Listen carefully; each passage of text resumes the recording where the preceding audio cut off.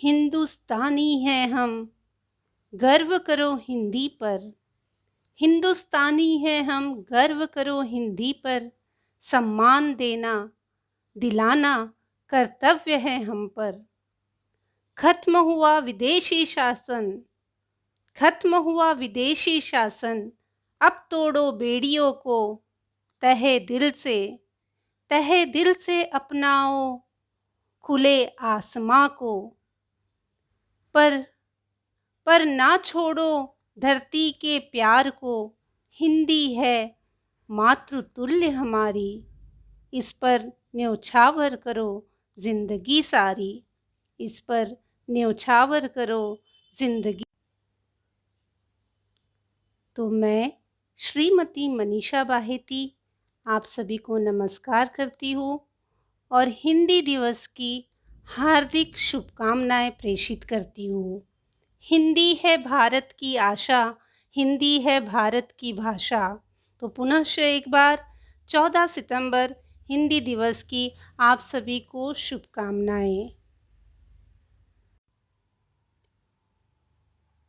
हाँ, तो किसी भी राष्ट्र की पहचान उसके भाषा और उसके संस्कृति से होती है और पूरे विश्व में हर देश की एक अपनी भाषा और अपनी एक संस्कृति है।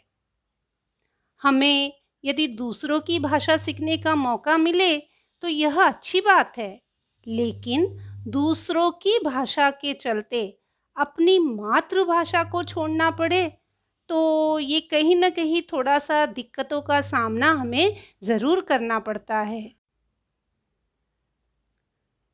तो ऐसे में आज हम बात करते हैं अपने भारत के राजभाषा हिंदी के बारे में, जो हमारी मातृभाषा भी है और हमें इसे बोलने में फ़क्र महसूस होना चाहिए। हाँ, भले ही आज हमारी सारी पढ़ाई लिखाई और सारे कार्य अंग्रेज़ी में होते हैं, लेकिन भारत के लोगों की मूल भाषा हिंदी ही है। और आप भारत के किसी भी कोने में चले जाइए, अगर आपको हिंदी आती है तो आपको रहने में, कार्य करने में कोई परेशानी नहीं होगी। और हिंदी एक ऐसी भाषा है जो पूरे भारत को एकता में जोड़ती है। हमारे देश भारत की मुख्य भाषा हिंदी ही तो है। हिंदी के कोई भी अपनी दिनचर्या नहीं, हिंदी के बिना हम अपनी दिनचर्या बिता ही नहीं सकते हैं। लेकिन आज भी हमारे देश में अंग्रेज़ी भाषा का आधिपत्य है।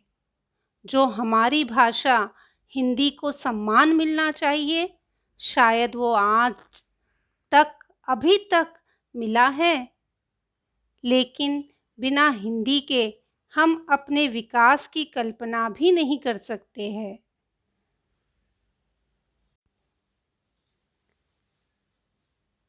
क्योंकि भारत देश कई विधाओं का मिश्रण है, उनमें कई भाषाओं का समावेश है।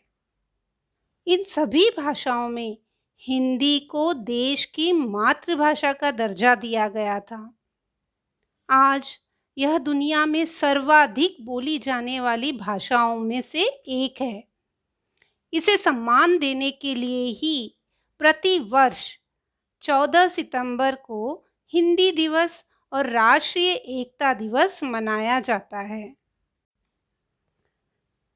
यह सुनकर, पढ़कर अक्सर ही, हमेशा ही हम जो शहरों अथवा महानगरों में बैठे हैं उन्हें हंसी आती है। पढ़े लिखे लोग जो बड़ी बड़ी कंपनी में जॉब कर रहे हैं, उन्हें आज के समय में हिंदी का कोई भविष्य दिखाई नहीं देता।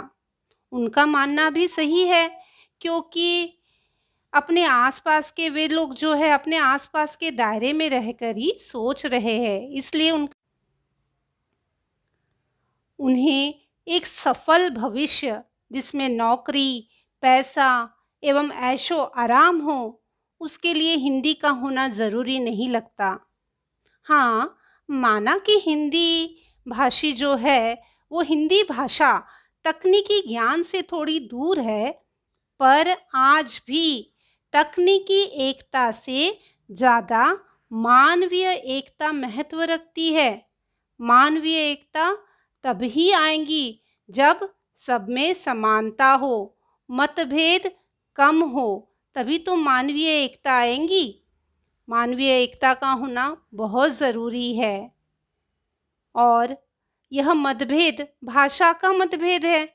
इंग्लिश आज की ज़रूरत है। हाँ, मैं नहीं कहती कि इंग्लिश नहीं सीखनी चाहिए, क्योंकि इंग्लिश तो आज की ज़रूरत है। लेकिन क्या ज़रूरत के लिए न्यू को छोड़ा जा सकता है?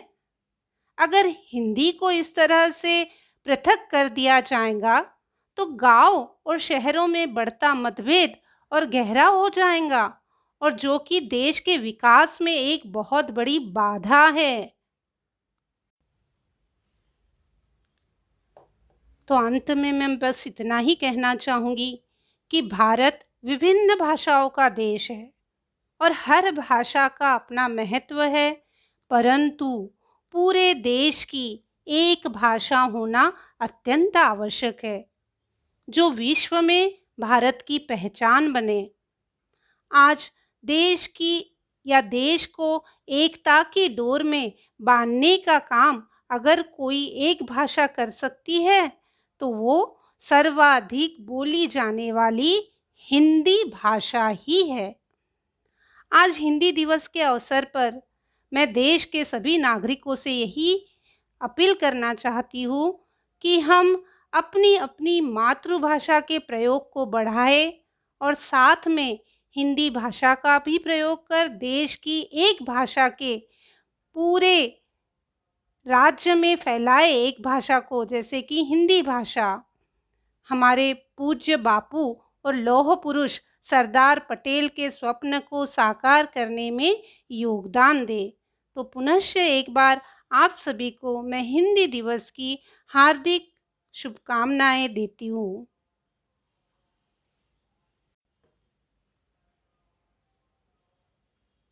धन्यवाद।